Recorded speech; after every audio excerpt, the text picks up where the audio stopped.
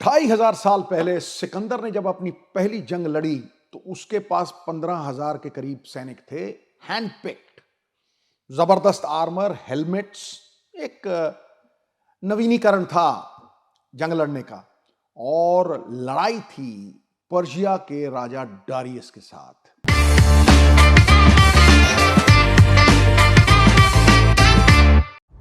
15,000 versus 1,00,000। एक canyon था, वहां से जाना था और डारियस सामने एक डिफेंसिव मोड में खड़ा था। वो सिकंदर की तरफ नहीं आया तो सिकंदर ने सबसे पहले अपने 10-15,000 बंदे सीधे करके लगाए। And they were all equipped, master street smart बंदे उठाए हुए थे। उनसे पूछा कि मुझे एक्सेप्ट करते हो गुरु राजा? उन्होंने कहा बिल्कुल, जान देने लेने के लिए तैयार हो? हाँ जी, जो मैं कहूंगा। हाँ जी। तो they were actually committed to him and believed in him. तो उसने फिर कहा कि अब हम यूं खड़े हैं ऐसे पैरेलल, अब मैं सबसे आगे जाऊंगा, मैं कतार में सबसे आगे खड़ा रहूंगा और मैं घोड़ा भगाऊंगा, किल डारियस, सब मेरे पीछे आएंगे। तो 10-15,000 आदमी उस कैनियन के बीच में से एक लाइन में, आप सोचिए, एक लाइन में सबसे आगे, एक जबरदस्त आर्मर के साथ, लाइट और हेलमेट के साथ सिकंदर अगले घोड़े के ऊपर। 15,000 की लाइन जा रही है डारियस की तरफ। मतलब एकदम से खलबली मच गई। एंड में जाके बिल्कुल he stood over his horse और स्पीयर्ड द एलिफेंट जिसके ऊपर डारियस था। सब नीचे गिरे गुरु। 90,000 आदमी सामने लेट गए। That was courage. 15,000 वर्सेस 1,00,000 आदमी, नीचे गिरा दिया राजा। And look at the strategy, look at the boldness, look at the courage. अब मुझे ये बताइए, जब लीडर ऐसा होता है ना तो एक्सेप्टेंस खुद ब खुद आ जाती है। मैं ये कॉन्टेक्स्ट किस में कह रहा हूं? इंग्लैंड में जा रहे हैं, टफ कंडीशंस, राइट? बगैर कप्तान के, बगैर तगड़े लीडर के वो ट्रांजिशन संभव नहीं। कौन सा ऐसा बंदा है जो कहेगा कतार के आगे खड़ा हूं गुरु, I will lead by example? कौन सा बंदा अपने पीछे चलने वालों में विश्वास जगा देगा?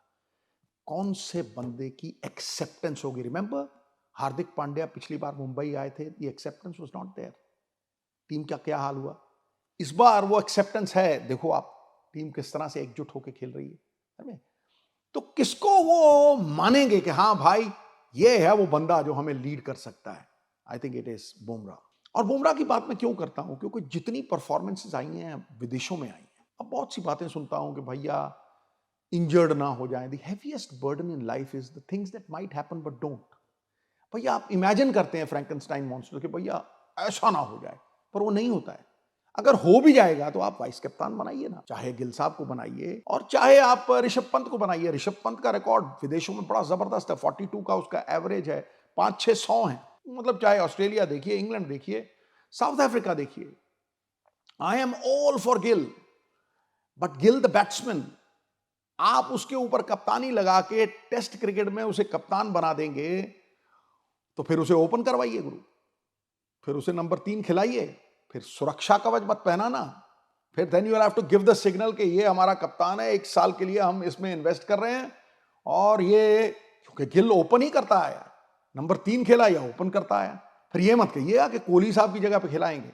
No no no no no, you can't do that, because that's a wrong signal. क्योंकि तगड़ा बंदा किसी सुरक्षा कवच का मोहताज नहीं है। तो जिस तरह से मैं सोचता हूं कि भाई आपको ब्रिज चाहिए, चाहे आप वहां सरफराज खिला दिए। पिछली बार आप टूर पे सरफराज लेके गए थे, मैं श्रेयस अय्यर को खिलाऊंगा। श्रेयस अय्यर को आप रेकनिंग में नहीं रखना चाहते, करुण नायर को ले आइए। किसी को भी उस 4 नंबर की जगह पे नए बंदे को आप ला सकते हैं। मेरा केएल राहुल को वहां 4 नंबर पे खिलाने का एक मकसद है कि भैया आप साई सुदर्शन को ओपन कराएं, क्योंकि उन कंडीशंस में Sai Sudarshan is ideally suited, the shield and the bridge, right? अगर आप केएल राहुल को ऊपर ले जाना चाहते हैं तो ठीक है, आप केएल राहुल और यशस्वी जायसवाल के साथ खेलिए। नंबर 3 के ऊपर गिल को लाइए और नंबर 4 को आप जिसको भी सरफराज को खिलाना चाहते हैं। Are they experienced? लुक, जब धोनी ने टेक ओवर किया था तो धोनी के पास कौन कौन थे? सहवाग था, उसके पास सचिन था, ठीक है, उसके पास द्राविड था, उसके पास वीवीएस था। लेकिन अगर आप उसके नीचे आए तो Virat, when he took over, he had a very young side. मैंने लिखे हुए हैं, सब बंदे लिखे हुए हैं, देखो. He had Rehane, he had Pujara, he had Dhawan, Ashwin, Shami, Jadeja and Ishant. That's the kind of transition that was. But they were all experienced. ठीक है, ये सबसे पहली बात है.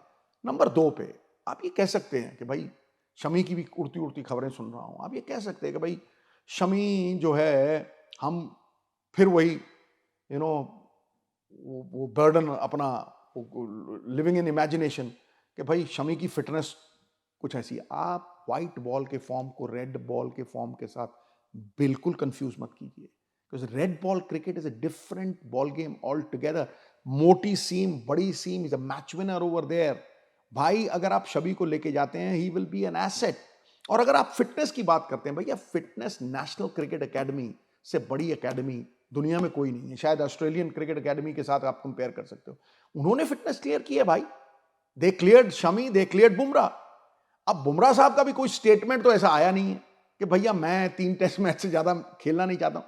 तो ये तो हवाई बातें हैं. हां, अगर वो अपने इंस्टाग्राम पे पोस्ट डाल दे, मैं मानूंगा. अगर कोई बीसीसीआई को खत लिखें, मैं मानूंगा. लेकिन अगर ये सब कुछ नहीं होता तो फिर तो ये धूड़ में टट्टू है भाई. Then it is not worth believing. It has to come from the horse's mouth. और मैं ये इसलिए कर रहा हूं, मैं देखो मुझे कोई शौक नहीं है कि किसी को भी, इसीलिए मैं पहले अपनी टीम बता रहा हूं कि किसी को मैं नीचा दिखाऊं. और बीसीसीआई और इंडियन सिलेक्टर्स मेरे लिए बहुत सम्मान योग है. एक बार टीम सिलेक्ट हो गई, मैं इसमें किंतु परंतु नहीं करूंगा. लेकिन अपना ओपिनियन इसलिए दे रहा हूं कि भैया सर है तो पगड़ी है. क्योंकि आप 2 सीरीज हार चुके हो भाई. आप पहले हारे हो in India and that is after ages. मुझे तो याद नहीं है कि आप स्पिनर्स के खिलाफ हिंदुस्तान में एक सीरीज हार गई हो, 3 टेस्ट मैच हो. फिर आप बीजीटी बॉर्डर गावस्कर ट्रॉफी हारे हो. अगर ये सीरीज जो है ना, ये स्टार्ट ऑफ द सीजन है. 2027 तक जो टेस्ट क्रिकेट का सीजन होता है, उसका स्टार्ट है. It sets the tone.